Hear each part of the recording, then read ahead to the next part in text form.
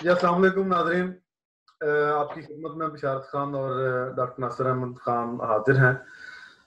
پچھلے پروگرام میں ہم نے جو موضوع لے کر چلے تھے وہ تھا صداقت حضرت مسیح موعود علیہ السلام، تو اسی کو آگے بڑھاتے ہوئے ہم آج ایک نئے سوال کے ساتھ، جو کہ بہت ہی کنٹروورشل سوال ہے، علماء کے درمیان اس کے اوپر کافی تضاد پایا جاتا ہے اس کی تشریح میں یا جیسے بھی ہے، تو اس کو ہم سمجھنے کی کوشش کریں گے۔ وہ ہے خاتم النبیین۔ لفظ خاتم جو ہے اس کا جو بیسک پھڈا ہے وہ آج آپ کو بتاتے ہیں اور اس کے اوپر بات کریں گے۔ جی السلام علیکم ڈاکٹر صاحب۔ وعلیکم السلام ورحمۃ اللہ۔ کیسے ہیں آپ؟ ٹھیک ٹھاک؟ الحمدللہ، شکر اللہ۔ جی ڈاکٹر صاحب، یہ جو علماء کے درمیان ایک اختلاف پایا جاتا ہے لفظ خاتم النبیین کو لے کر، خاتم النبیین جو ایک گروہ علماء کا ہے وہ یہ کرتا ہے کہ خاتم سے مراد ختم، بس، یعنی کہ دی اینڈ، جبکہ ایک گروہ جو ہے وہ کہتا ہے، بلکہ ایک گروہ سے مراد میری صرف جماعت احمدیہ سے ہے، وہ کہتی ہے کہ خاتم کا مطلب جو ہے وہ کچھ اور ہے۔ تو ہم آپ سے پوچھتے ہیں کہ اس کی کیا تشریح ہے، بیسیکلی اصل میں اس کو کیسے ہم جانچ سکتے ہیں؟ بسم اللہ الرحمن الرحیم۔ اس لفظ کو علماء نے، جو آج کل کے علماء ہے غیر احمدیوں کے، انہوں نے صرف اس لفظ کو لے کر امت مسلمہ میں ایسا فساد برپا کیا ہوا ہے، ایسی ضد پکڑی ہوئی ہے، ان کو یہ سمجھ نہیں آتی کہ اس جو ہم معنی کرتے ہیں وہ خدا اور رسول کی منشا کے خلاف جاتے ہیں، وہ قرآن کریم کی عزت کے خلاف جاتے ہیں، وہ نبی کریم صلی اللہ علیہ وسلم کی جو خیر امت ہے اس کے خلاف جاتے ہیں۔ جی ٹھیک۔ اللہ تعالیٰ ان پر رحم فرمائے۔ میں دیکھتا ہوں کہ اس کے جو معنی یہ مولوی کرتے ہیں جی کہ خاتم النبیین کے معنی ہے کہ نبی ختم ہو گئے، جی بالکل ایسے ہی۔ یہ سراسر جماعت احمدیہ کے موقف کے بالکل خلاف یہ معنی کرتے ہیں۔ اب ہم دیکھیں گے کہ ان کے جو معنی یہ کرتے ہیں جی وہ قرآن شریف کے کس حد تک قرآن شریف سے مطابقت کرتے ہیں۔ جی یہ بالکل، نبی یعنی کہ معنی جو ہے قرآن کریم سے مطابقت کر جائیں گے، اصل تو پھر وہی ہوا نا۔ ہاں، تو ہم سورہ جمعہ کی آیت پر جب غور کرتے ہیں کہ وآخرین منہم لما یلحقوا بہم، اس کی تشریح رسول کریم صلی اللہ علیہ وسلم نے کی ہے کہ کچھ صحابہ اور بھی آنے والے ہیں جو ابھی ان سے نہیں ملے۔ صحیح۔ تو اس کا مطلب یہ بنتا ہے کہ آپ کی امت میں صحابی اور بھی ہوں گے۔ بالکل، یہ ہر پڑھا لکھا، ہر سوچنے والا یہ سمجھ سکتا ہے کہ صحابی صرف نبی کی صحبت میں رہنے والے کو کہتے ہیں۔ جی جی بالکل، بڑی صاف اور واضح بات ہے۔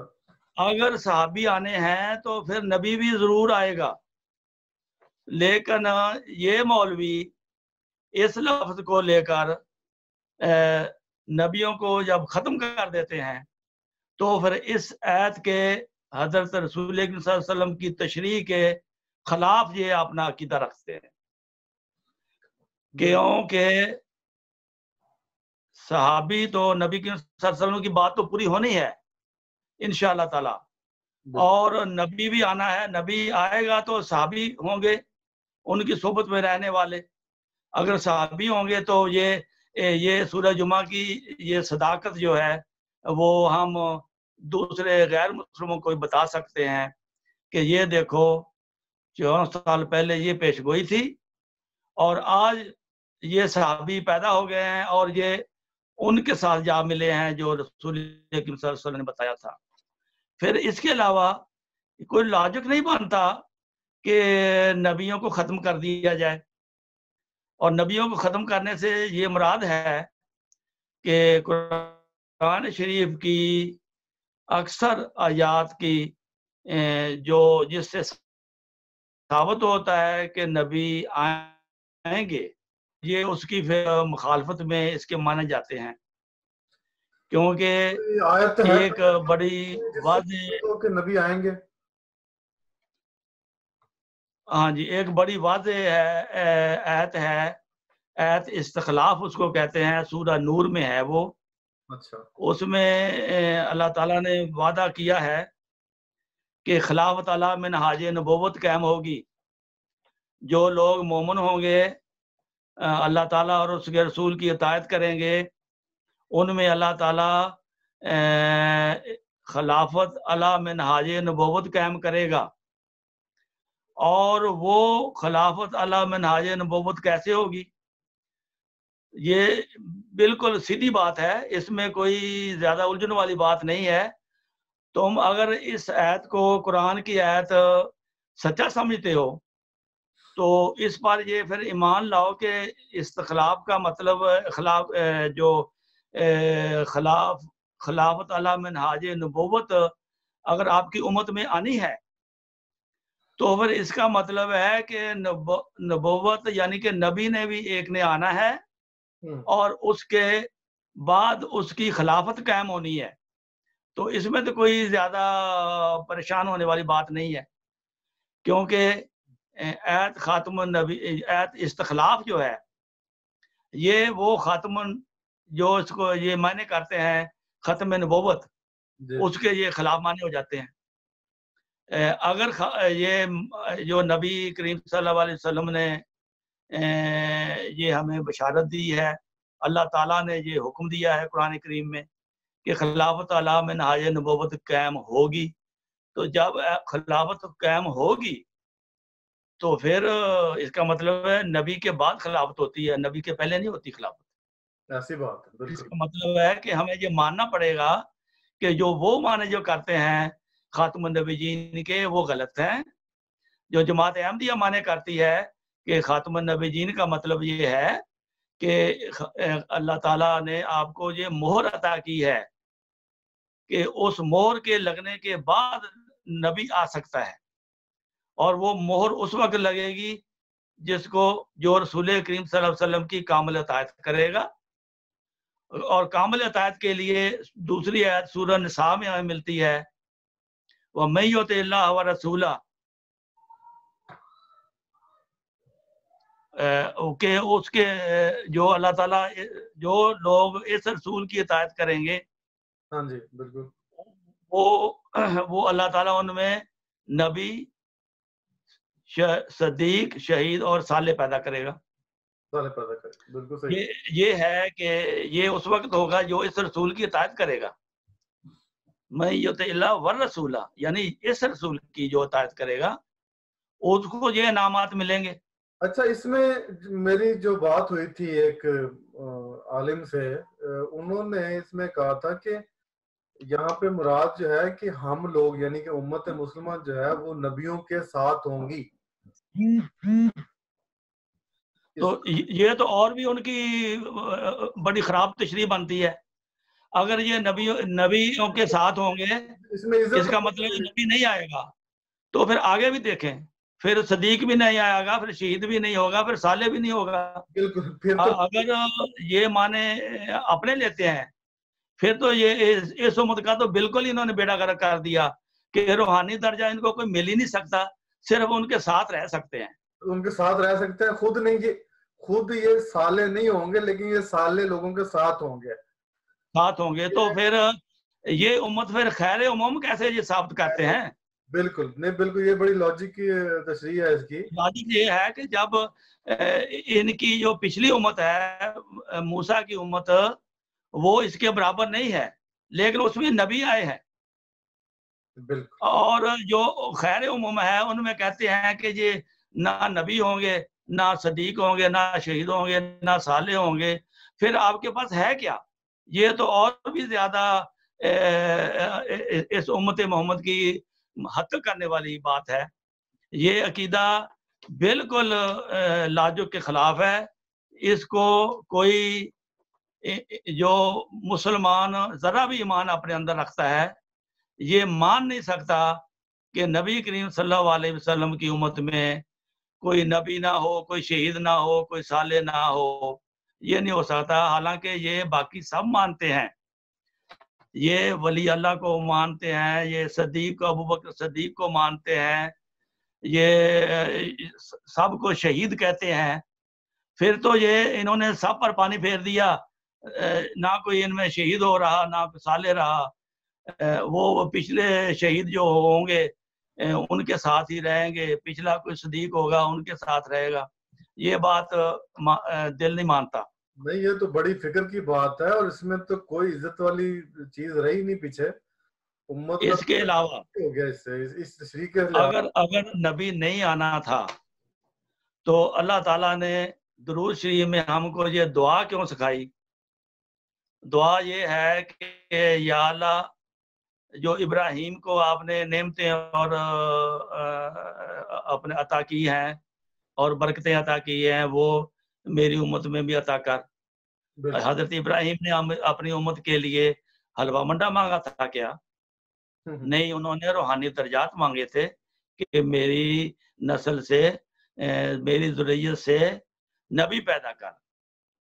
تو اللہ تعالیٰ نے اس کی دعا سنی اور آپ کی ذریت سے نبی پیدا کیے.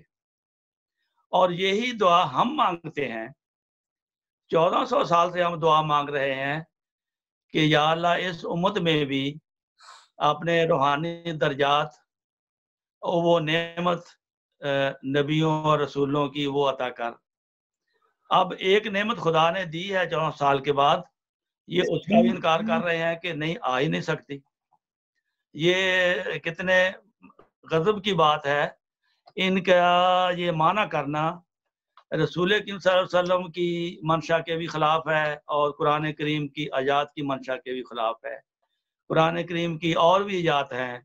ایک آیت ہے سورہ راہ میں ہے کہ یا بنی آدم اما یاتینکم منکم رسول منکم یقصون علیکم آیاتی, کہ اے بنی آدم جب بھی تم میں سے رسول آئے تم اس کی بات کو سنا اور اس پر ایمان لے آنا.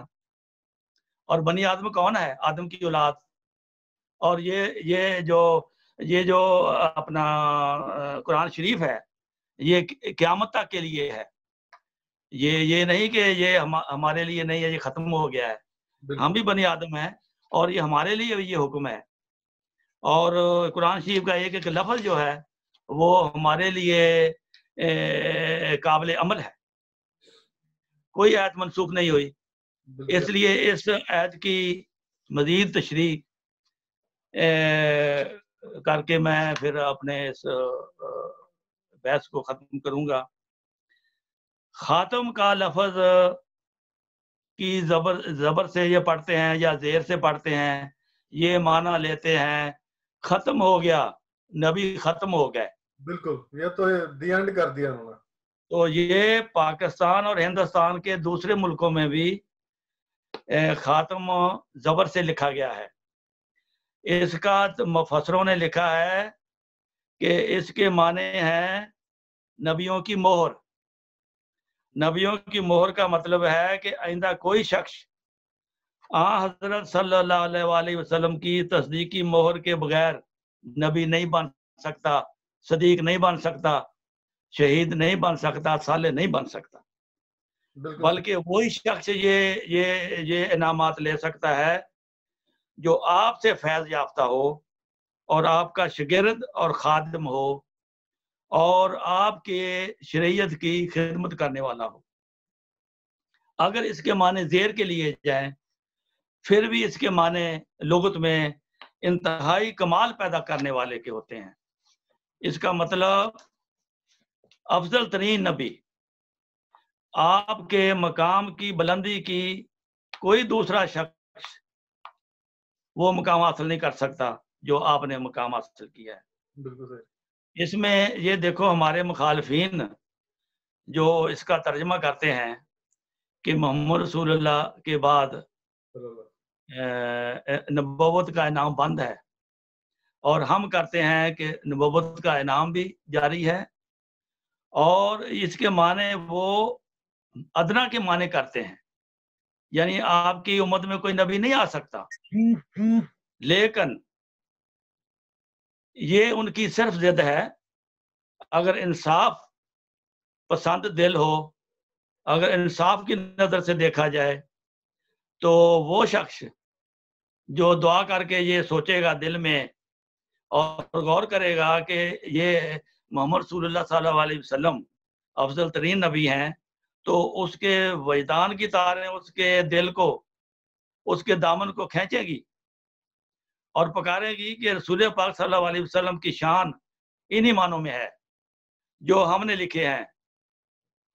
الغرض خاتم النبیین کی آیت نے بھی، جو گویا ہمارے مخالفین کے نظریہ کا بنیادی پتھر ہے، ہمارے حق میں ہی یہ ڈگری دی ہے کہ اس کو زبر سے پڑھو یا زیر سے پڑھو۔ جماعت احمدیہ کا شاندار موقف اس میں ثابت ہوتا ہے، یعنی کہ نبوت کا دروازہ بند ہونے کی بجائے یہی ثابت ہوتے ہیں کہ ہمارے رسول کریم صلی اللہ علیہ وسلم کا وہ بلند مقام ہے کہ آپ کے شاگرد اور خادم بھی آپ کی قوت قدسیہ کے طفیل، آپ کی مہر تصدیق کے ساتھ نبوت کے کمالات کو حاصل کر سکتے ہیں۔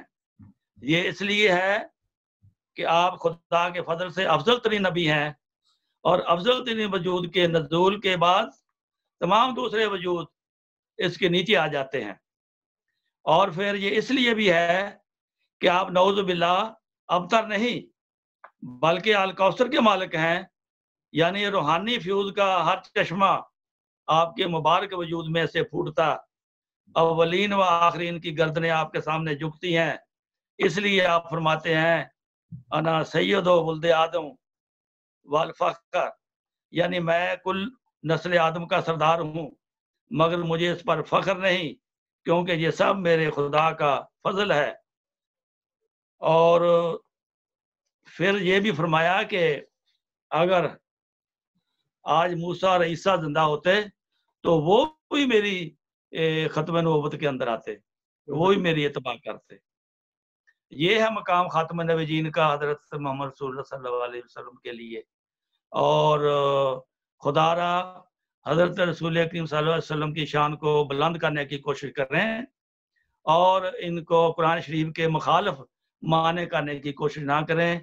لغت میں خاتم النبیین کے صاف لفظ ہیں، اور اس کی لاجک پر بھی غور کریں کہ کیا یہ معنی ہم نبی کریم صلی اللہ علیہ وسلم کی شان کرتے ہیں یا ہم ان کی شان میں فرق ڈالتے ہیں۔ تو میں تو یہی کہوں گا۔ شکریہ ناظرین، آپ کے سامنے ڈاکٹر صاحب نے کیسے مختصر لیکن مفصل خاتم النبیین کے اوپر روشنی ڈالی ہے۔ لفظ خاتم کا میں ڈاکٹر صاحب آپ کی بات میں ایک چیز ایڈ کرنا چاہتا ہوں کہ ایک دفعہ میں بازار گیا، مجھے ایک تسبیح کی تلاش تھی، تو میں نے ایک دکان کے اندر دیکھا کہ یہاں پہ کافی قسم کی تسبیحیں پڑی ہیں، تو میری نظر ایک تسبیح کے اوپر پڑی جس کے اوپر لکھا تھا خاتم التسبیح۔